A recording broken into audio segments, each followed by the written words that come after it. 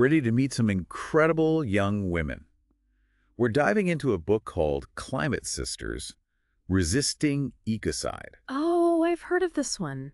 It's packed with these personal stories of activists, mostly in their 20s and 30s, from all over the world. Wow, so it's a global perspective. Yeah, and it's not just, statistics and charts. It's real people dealing with climate change firsthand. Which is so important, right, to hear those voices from the front lines. Exactly, and that's a big part of what the book highlights, those voices from the global south. Makes sense. I mean, that's where the impacts are often the most severe. And yet they often get the least attention, right? It's a huge injustice. Like one of the women featured, Ayaka Malafafa from South Africa.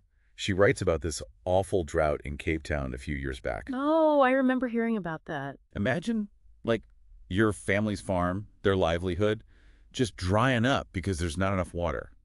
That's what Ayaka faced. It's a scary reminder of how climate change threatens something as basic as food and water. Absolutely. And for communities already struggling, it just makes things so much worse. It's all interconnected, isn't it? Climate change just exacerbates existing inequalities. That's one of the big themes that stood out to me in the book, too, that intersectionality. How climate change doesn't exist in isolation.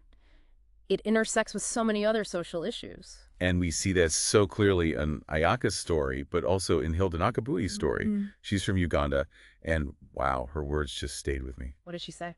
She draws this incredibly powerful parallel between the climate crisis and the injustices her ancestors faced. She writes, "I am constantly suffering under the severe effects brought on me by the actions, words, and greed of those in power." That's powerful. It's like this stark reminder of how historical power imbalances are still driving the climate crisis today. Absolutely. It's impossible to separate the two. And Hilda's not just speaking out, she's taking action. Mm-hmm. She started Fridays for Future Uganda. Oh, wow. Yeah, the biggest youth climate movement in East Africa. Yeah. They're doing amazing things, cleaning up Lake Victoria, educating people, pushing for change. It's inspiring to see young people stepping up like that. It really is, and it makes you realize that age is just a number when it comes to making a difference. Another young activist the book highlights is Vanessa Nakate, also from Uganda. Oh, I know her. She's the one who was cropped out of that photo at Davos, right? Yes, the only black woman in a photo with other young climate activists, and they cut her out. It was awful. Such a blatant example of the lack of representation. Exactly, and it sparked this huge conversation about who gets a seat at the table when we talk about climate action. Which is a conversation we need to be having constantly. Absolutely, and Vanessa, she didn't let that experience silence her, not even a little bit. What's she been up to? So much. She founded the Rise Up movement. She's a UNICEF Goodwill ambassador. She even wrote a book called A Bigger Picture. I love that title. Right. And her work with the Vash Green Schools Project is amazing. They're installing solar panels and clean cooking stoves in schools in Uganda. Wow. So addressing climate change, but also improving lives in a really tangible way. Exactly. And showing that these solutions, they can be a win-win for the planet and for people. It gives you hope, you know? It really does. It's amazing how these women are connecting the dots between climate change and all these other social issues. Right. It's not just about the environment in a vacuum. It's about justice. Totally. Like Oluwase Mojo, she's in Nigeria, and she's tackling this massive problem of plastic pollution. Oh, wow. That's a huge issue. Feels overwhelming, right? Where do you even begin? Exactly. But Oluwase saw this opportunity for action, and she co-founded this group, the You Recycle Initiative Africa. Okay, so what are they doing?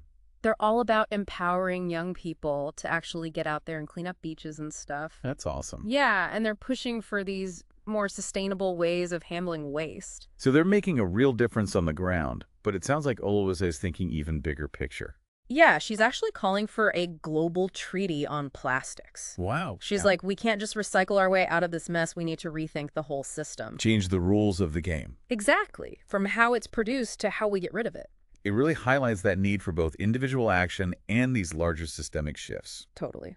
And speaking of systemic change, the book also dives into this idea of the global North's responsibility. Makes sense. They are the ones who contributed the most to this mess in the first place. Exactly. And Vanessa Nakate, she's very vocal about this. You know, the wealthiest nations, they have a moral obligation to step up. Not just to reduce their own emissions, but to help those hit hardest by climate change. Right, like providing financial support to countries that are already dealing with the consequences. I'm thinking about those island nations facing rising sea levels. That's terrifying. Absolutely. Or communities dealing with droughts and floods and all these extreme weather events. It's like you broke it, you bought it, but on a global scale. Exactly. And there's been a lot of talk about this thing called a loss and damage fund. I think I've heard of that. What is it exactly? It would be a way to provide direct financial assistance to these countries that are on the front lines of climate change. So they could use that money to adapt to the changes or deal with the damage. Exactly, because it's not their fault this is happening. It seems like a no-brainer, right? But I'm guessing it's more complicated than that. Well, there's always the question of who contributes how much and making sure the money actually reaches the communities who need it most. There's a long history of aid not quite getting where it needs to go. Unfortunately, yes. But even the fact that it's being discussed, that there's this growing recognition of the global North's responsibility, that's a step in the right direction. It is, but it's also a reminder that we can't just sit back and wait for governments to fix everything. Definitely not. It takes action from all of us, right? Exactly. Which is what makes this book so important. It's not just about these big global issues. It's about the power of individual stories and actions. And how those individual stories can inspire a much larger movement for change. Exactly. It's easy to get caught up in the doom and gloom of it all, but I think that's where the book really succeeds. You're right. There's a sense of hope woven throughout these stories. Exactly. These women are proof that even amidst this massive crisis, there's still room for agency, for action, for optimism.